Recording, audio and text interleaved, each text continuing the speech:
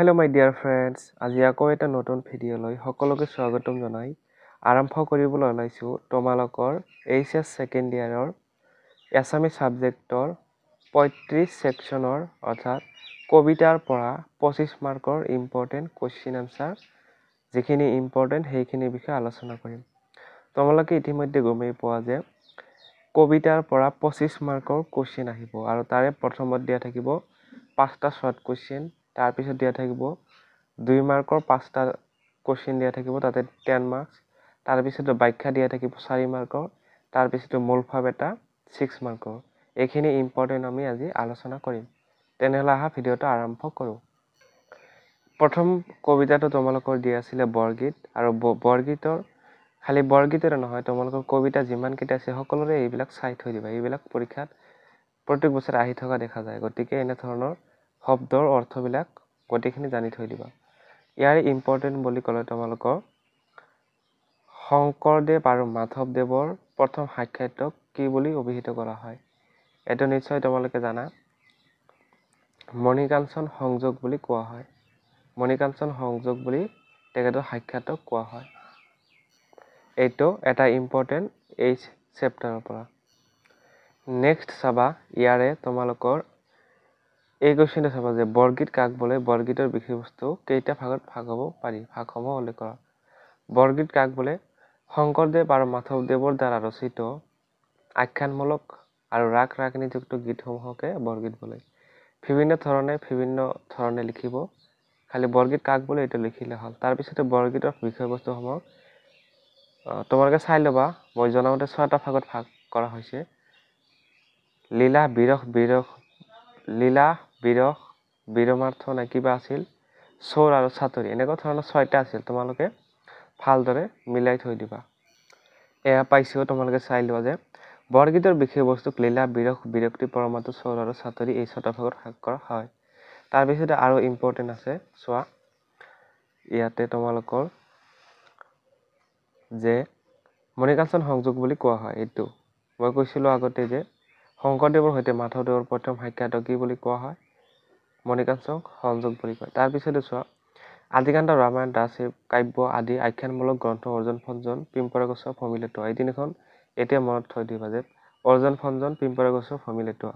তাৰপিছতে চোৱা, নামঘোষা তেওঁৰ সাহিত্যিক জীৱনৰ কীৰ্তিস্তম্ভ। এই কোৱেশ্চনটো আহি থকা দেখা যায়, নামঘোষাটো। তাৰপিছতে চোৱা, তেওঁ ৰচনা কৰা বৰগীতৰ সংখ্যা কিমান? 157। তাৰপিছতে 1596 খ্ৰীষ্টাব্দত কোচবিহাৰত মাধৱদেৱৰ বৈকুণ্ঠ প্ৰয়াণ ঘটে। এইখিনি অৰ্থখিনি জানি থৈ দিবা, ঠিক আছে। তাৰপিছতে আৰু এটা এই চেপ্টাৰৰ পৰা ইম্পৰ্টেন্ট আছে যে বাণীকান্ত কাকতিয়ে বৰগীতক কিয় নবেল নাম্বাৰ্ছ বুলি কৈছে? কোন পণ্ডিতে কি বুলি কৈছিল? নবেল নাম্বাৰ্ছ, হলি চং, কিবা কিবি কৈছিল। এইবিলাক মনত কৰি ৰাখি থৈ দিবা। তাৰপিছতে আৰু আছে ইয়াতে চাবা যে সেইবাবে ডক্টৰ বাণীকান্ত কাকতিয়ে বৰগীতসমূহক নবেল নাম্বাৰ্ছ বুলি কৈছিল। এইটো তোমালোকৰ 99 আৰু 100 পেজ নম্বৰত দিয়া আছে, ভালকৈ চাই ল'বা। আকৌ দিয়া আছে চোৱা, কালিদাস মেথিৰ গ্ৰেট চং বা চং কেলেৰিষ্ট আৰু দেৱেন্দ্ৰনাথ বেজবৰুৱাৰ হলি চং বুলি কৈছে। তাৰপিছতে আৰু চোৱা, এইবাৰ ছেকেণ্ড চেপ্টাৰ আহিছো, বিশ্ব খনিকৰ চেপ্টাৰ। ইয়াৰে এইটো কুৱেশ্চনটো ইম্পৰ্টেন্ট হয় যে মহিউদ্দিন আহমেদ হাজৰিকাৰ মৰণোত্তৰ কালত প্ৰকাশিত কবিতা দুখনৰ প্ৰতিখনৰ নাম কি? তাৰপিছতে আৰু আছে ইয়াতে চোৱা, 4 নম্বৰটো বিশ্ব খনিকৰ কোন শ্ৰেণীৰ কবিতা? 1 নম্বৰটো ইম্পৰ্টেন্ট হয় মহিউদ্দিন আহমেদ হাজৰিকাৰ কবিতা দুটা বৈশিষ্ট্য লিখা। তাৰপিছতে 3 নম্বৰ সত্যৰজ তমগুণ কি বুজাই লিখা। এইখিনি ভালদৰে চাই থৈ দিবা। বিশ্ব খনিকৰ বুলি অভিহিত কৰিছে কিয়?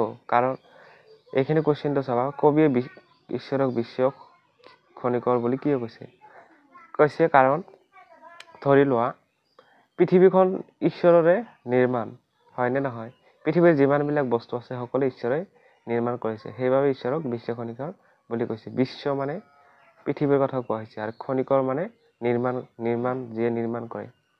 তাৰপিছতে চোৱা, এইবাৰ আমি মিলন কবিতাটিৰ মাজলৈ আহিছো। মিলন কবিতাটিৰ 3 নম্বৰ কুৱেশ্চনটো চোৱা, জাগৃত কাব্য গ্ৰন্থখনৰ মাজেৰে কবিৰ কি মনোভাৱ প্ৰকাশ পাইছে? তাৰপিছতে আৰু এটা 5 নম্বৰটো নলিনীবালা দেৱীয়ে কোনখন কাব্যগ্ৰন্থৰ বাবে সাহিত্য অকাডেমী বঁটা লাভ কৰিছিল? তাৰপিছতে চমু প্ৰশ্ন, নলিনীবালা দেৱীয়ে ৰচনা কৰা দুখন জীৱনৰ নাম লিখা। তাৰপিছতে কবিৰ পৰম আৰাধ্যজনে আহি নিতে তেওঁক কেনেকৈ দৰ্শন দিয়ে। এই দুটা ইম্পৰ্টেণ্ট। আৰু এইটো 3 নম্বৰ, 5 নম্বৰ, 1 নম্বৰ আৰু 2 নম্বৰটো এইখিনি ইম্পৰ্টেণ্ট আছিল। তাৰপিছতে এইবাৰ চাবা জনতাৰ আহ্বান চেপ্টাৰৰ পৰা 3 নম্বৰটো শ্বৰ্ট কুৱেশ্যন। জ্যোতিপ্ৰসাদ আগৰৱালাই ৰচনা কৰা প্ৰথম নাটকখনৰ নাম কি? তাৰপিছতে প্ৰথম অসমীয়া কথাছবিৰ নাম কি? এইবিলাক জানি থৈ দিবা যে জয়মতী 1935 চনত মুক্তি লাভ কৰিছিল। তাৰপিছত আৰু আছে জয়মতীৰ লগত আৰু আছে, সেইবিলাক জানি থৈ দিবা। তাৰপিছতে চোৱা 3 নম্বৰটো ইয়াতে কবি কেনেকুৱা জনতন্ত্ৰ কামনা কৰিছে, কবিতাটোৰ আধাৰত বিশ্লেষণ কৰা। এইখিনি আছিলে ইম্পৰ্টেণ্ট। এইবাৰ আমি নেক্সট চেপ্টাৰ কাঠমিস্ত্ৰী ঘৰৰ ইম্পৰ্টেণ্ট কুৱেশ্যন আলোচনা কৰিম। ইয়াৰে 1 নম্বৰটো ইম্পৰ্টেণ্ট হয় যে কাঠমিস্ত্ৰী ঘৰ কবিতাটো কিমান চনত ৰচিত। তাৰপিছতে 2 নম্বৰটো কবি ধীৰেন্দ্ৰ চন্দ্ৰ দত্তৰ এখন কবিতা পুথিৰ নাম লিখা। তাৰপিছতে 5 নম্বৰটো কাঠমিস্ত্ৰীয়ে নিজৰ অধিকাৰ কেনেকৈ সাব্যস্ত কৰিব লাগিব বুলি কবিতাটিত কোৱা হৈছে। তাৰপিছতে 2 নম্বৰটো চাবা কাঠমিস্ত্ৰী ঘৰ কবিতাটিৰ বিষয়ে নৱকান্ত বৰুৱাই কি কৈছিল। কিবা এটা কথা কৈছিল, সেইটো তোমালোকে লিখিব লাগিব।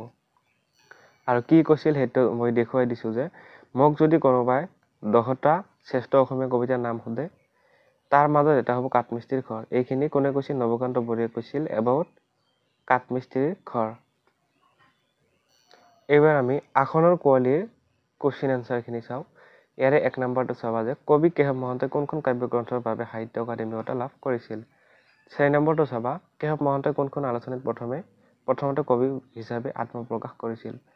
5 নম্বৰটো আসনৰ কোৱালি শীৰ্ষক কবিতাটিত উল্লেখ থকা সেউতী কোন? তাৰপিছতে লং কুৱেশ্যন জয়ন্তীৰ কবিসকলৰ কবিতা দুটা বৈশিষ্ট্য লিখা। তাৰপিছতে 5 নম্বৰটো চোৱা 3 নম্বৰটো কেশৱ মহন্তৰ দুখন কবিতা পুথিৰ নাম লিখা। 5 নম্বৰটো আছে উৰুলি আৰু ৰাগী শব্দ দুটাৰ অৰ্থবিলাক মই আগতে কৈছোঁ, জানি থৈ দিবা। এনেকুৱা ধৰণৰ প্ৰত্যেকটো কবিতাতে কিছুমান ইম্পৰ্টেণ্ট শব্দ অৰ্থ থাকে, সেইবিলাক জানি থৈ দিবা। এইবাৰ আমি উভতি নাহৰ কবিতা নেক্সট চেপ্টাৰলৈ আগবাঢ়িছোঁ। উভতি নাহৰ কবিতাৰ ভিতৰত শ্বৰ্ট কুৱেশ্যন এইটো উভতি নাহৰ কবিতা পাঠটি ক'ৰ পৰা সংগ্ৰহ কৰা হৈছে। তাৰপিছতে চাবা এইটো যে 3 নম্বৰটো ৰোমান্টিক কবিতা আৰু আধুনিক কবিতাৰ এটি পাৰ্থক্য লিখা। তাৰপিছতে চাবা লং কুৱেশ্যন নৱকান্ত বৰুৱাই ৰচনা কৰা দুখন উপন্যাসৰ নাম লিখা। তাৰপিছতে 3 নম্বৰটো নৱকান্ত বৰুৱাই শিশু আৰু ছেমিনিয়াৰ উপযোগীকৈ ৰচনা কৰা দুখন গ্ৰন্থৰ নাম লিখা। 4 নম্বৰটো চাবা কবিৰ বাবে জীয়াই থকাৰ মন্ত্ৰ কি? জীয়াই থকাৰ ধেমালিটো কবিয়ে কেইবাৰ খেলিছে। এনেকুৱা ধৰণৰ কুৱেশ্যনবিলাক তোমালোকে চাই থৈ দিবা। তাৰপিছতে চাবা কৰুন্তম নামৰ চেপ্টাৰৰ পৰা 4 নম্বৰটো কৰুন্তম কোন শ্ৰেণীৰ কবিতা। তাৰপিছতে এইটো চাবা 3 নম্বৰটো লং কুৱেশ্যন নিৰ্মল প্ৰভা বৰদলৈৰ গৱেষণামূলক গ্ৰন্থ 3খনৰ নাম লিখা। কৰুন্তম আৰু সুভাষ শব্দ দুটাৰ অৰ্থ লিখা। প্ৰত্যেকটো চেপ্টাৰতে তোমালোকৰ এনেকৈ দিয়া আছে। আৰু এটা কুৱেশ্যন ইয়াতে মই এৰি থৈ গৈছিলোঁ, চাবা নিৰ্মল প্ৰভা বৰদলৈয়ে কোনখন পুথিৰ বাবে সাহিত্য একাডেমী বঁটা লাভ কৰিছিল। এইখিনি আছিলে তোমালোকৰ 1 মাৰ্কছৰ 5টা আৰু 2 মাৰ্কছৰ 5টা কমন। কিন্তু এতিয়া আমি আলোচনা কৰিম, যিহেতু ব্যাখ্যা 4 মাৰ্কৰ দিয়া থাকিব, ব্যাখ্যা ক'ৰ পৰা দিয়া থাকিব, 3টা 4টা ব্যাখ্যা দিয়া থাকিব, তাৰে মাত্ৰ এটা লিখিব লাগিব। অপশ্যন দিয়া থাকিব 3টা 4টা, মাত্ৰ এটা লিখিব লাগিব।